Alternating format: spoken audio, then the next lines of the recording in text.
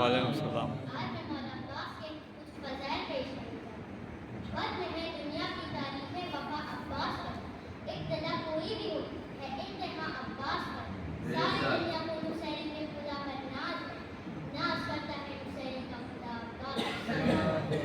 اللہم صلی علی محمد وآل محمد۔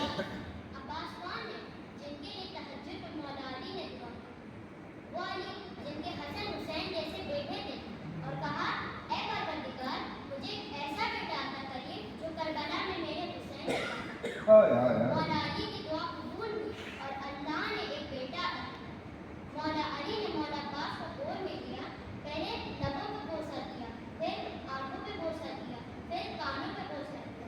تو بی بی زینب نے پوچھا بابا یہ تین بوسہ کیوں دیا؟ تو مولا علی نے فرمایا کہ میرا عباس کانوں سے حق سنے، آنکھوں سے حق دیکھے اور زبان سے حق بولے۔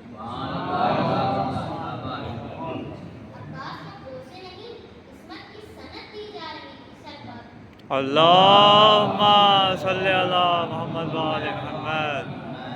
عباس اس شیر کو کہتے ہیں جس سے دنیا کا ہر شیر ہے۔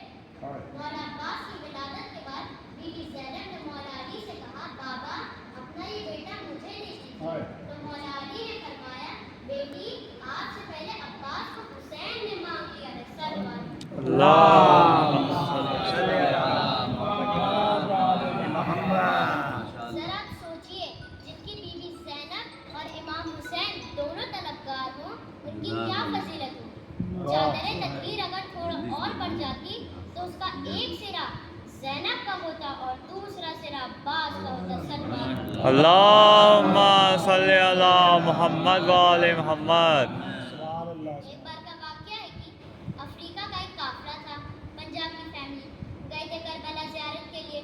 فرمائے چیکنگ پوسٹ بہت زیادہ تھی، بار بار ان کی گاڑیوں کو روکا جاتا تھا، چیکنگ ہوتی تھی۔ اس درمیان ان کا ایک 7 سال کا بیٹا تھا۔ پولیس والوں نے کہا آپ چیکنگ کروائیے، آپ کا بیٹا گاڑی میں سوتا رہے گا۔ یہ خاتون چیکنگ کروا کے واپس آئیں تو دیکھا بیٹا سوتا رہا۔ پھر ان کی گاڑی نجف پہنچی، جب بیٹے کو اٹھانا چاہا تو بیٹا اٹھ نہیں رہا تھا۔ فوراً لے کے ہاسپٹل لے کے گئے، پھر ہارٹ بیٹ چیک ہوئی، تب پتہ چلا کہ بچہ مر چکا ہے۔ اس کی ماں بہت روئی، پھر اس کا جنازہ تیار ہوا، نماز ہوئی، پھر اسے جا کے دفن کر دیا۔ تھوڑی ہی دیر بعد اس کی ماں آئی اور کہا بیٹی چلو زیارت کو چلو۔ بیٹی نے کہا نہیں میں نہیں جاؤں گی۔ قافلہ چلا گیا زیارت کے لیے۔ آخری کے 2 دن بچے تھے، ماں نے کہا بیٹی اتنی دور کربلا آئی ہو، چلو زیارت کو چلو، عباس کی قبر پہ چلو، اسے بے ادبی مت کرو۔ بیٹی نے کہا نہیں میں نہیں جاؤں گی۔ پھر قافلہ چلا گیا پھر سے زیارت کے لیے۔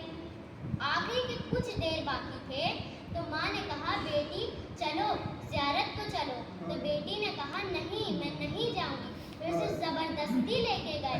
بیٹی قبر کے سرحانے کھڑی ہو گئی، رو رہی تھی اور من میں یا باب الحوائج کہہ رہی تھی۔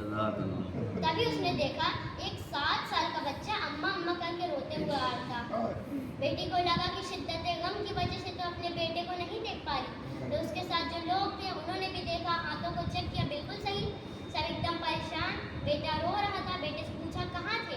تو بیٹے نے کہا میں گاڑی میں سو رہا تھا، جب میری آنکھ کھلی تو میں لوگوں کی بھیڑ میں تھا، میں اماں اماں کر کے رو رہا تھا، تبھی میں نے دیکھا ایک گھڑ سوار ہے اور اس کے ساتھ ایک جوان ہے۔ اس گھڑ سوار نے میرے سے پوچھا بیٹا کس کی تلاش ہے؟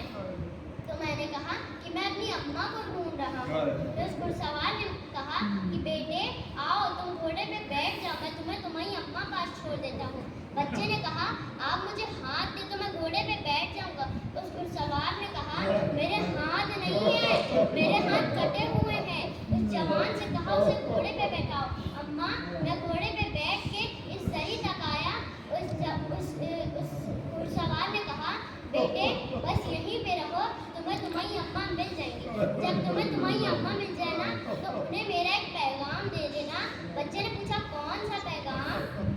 تو اس گھڑ سوار نے کہا اپنی ماں سے کہہ دینا ہم سے کبھی ناراض نہ ہوا کرے، اگر ملاقات دینے پہ آ جائے تو بہت دیتے ہیں۔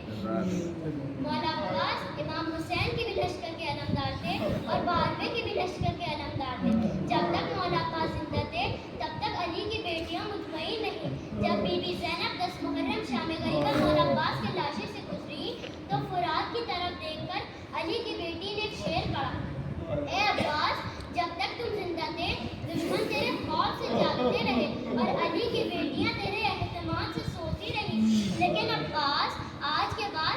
दुश्मन सोएंगे और अली की बेटियां जागेंगी। हम हिंद वाले मौला अब्बास को कम्र बनी हाशिम कहते हैं, अबुल फजल अब्बास कहते हैं, लेकिन अरब के लोग अब्बास की कब्र पे जाके बड़ा दर्दनाक सलाम करते हैं। अरब के लोग कहते हैं अस्सलामु अलैका या हिजाब ज़ैनब, ए ज़ैनब की चादर तुझ पे सलाम। मौला अब्बास की शहादत के असल मसाइब अरब की किताबों में है। जब अरब की किताबों से उर्दू में ट्रांसलेट होता है ना, तो वैसे नहीं लिखा जाता है जैसे है। उर्दू में बहुत से लफ्ज़ों की किल्लत है, बहुत से लफ्ज़ ऐसे हैं जिनका उर्दू में इस्तेमाल नहीं हो सकता है। जैसे इमाम हुसैन पे एक सलाम है, उस शहीद को सलाम जिसके पसे गर्दन उस्कान किया गया। अरब में उस्कान का मतलब काटने को नहीं, कूटने को कहते हैं, जिसके गर्दन के गोश्त को कूटा गया हो। अरब वालों के पास जो मसाइब है, मर्ग सगीर में उसका कुछ भी नहीं पहुंचा है। हम सिर्फ इतना पढ़ देते हैं कि करबला में अब्बास की लाश को काटा गया था, लेकिन मख्तल कहती है कि करबला में अब्बास की लाश को काटा गया था। इन्होंने अब्बास के बाजू काटे, इन्होंने अब्बास के पाँव काटे। मुझे बतलाइए कि अब्बास की कब्र कहाँ है और कफ़े अब्बास कहाँ है। अब्बास के एक बाजू का मकाम कहीं पे है और दूसरे बाजू का कहीं पे है। अगर मौला अब्बास के बाजू एक वक्त में कटे थे तो ये अलग अलग क्यों है? इसलिए कि इन दुश्मनों ने इमाम हुसैन के आने से पहले अब्बास की लाश को बिखेर दिया था। कहीं अब्बास का बाजू फेंका, कहीं अब्बास का पाँव फेंका।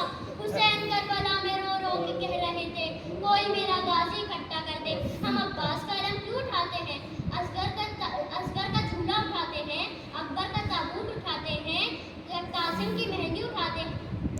अब्बास का अलम ताबूत क्यों नहीं? इसलिए कि हुसैन ने अब्बास की लाश नहीं उठाई थी। अगर हुसैन अब्बास की लाश लेके आ जाते तो सकीना करने में मर जाती, ज़ैनब करने में मर जाती। जिसे जवान देखा था उसके लाश के टुकड़े कैसे देखती? उम्मुल बनीन मौला बाकिर के साथ अब्बासी की कब्र पे है। मौला बाकिर ने कहा, अम्मा ये है गाजी की कब्र। उम्मुल बनीन ने कहा, नहीं, पहले मुझे हुसैन की कब्र पे ले जाओ।